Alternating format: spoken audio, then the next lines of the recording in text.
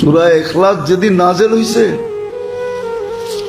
তো এক সাহাবী আল্লাহর কাছে আসছিলেন, আল্লাহ রসুলের কাছে আসছিলেন। সে আসছিলেন কাপড় নেওয়ার জন্য।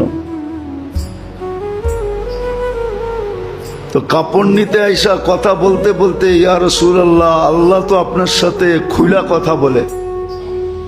আল্লাহর রসুল বুঝাইতেছিলেন আল্লাহর কথা মানি ওহী, আর আজকেই আমার কাছে একটা ওহী আসছে, সূরা ইখলাস। আর ইখলাস পুরাটা আল্লাহর পরিচয়। আল্লাহ নিজের পরিচয় দিয়েছেন, কুল হুয়াল্লাহু আহাদ আল্লাহুস সামাদ লাম ইয়ালিদ ওয়া লাম ইউলাদ ওয়া লাম ইয়াকুল লাহু কুফুয়ান আহাদ। এটা আল্লাহ আল্লাহর পরিচয় দিয়েছে,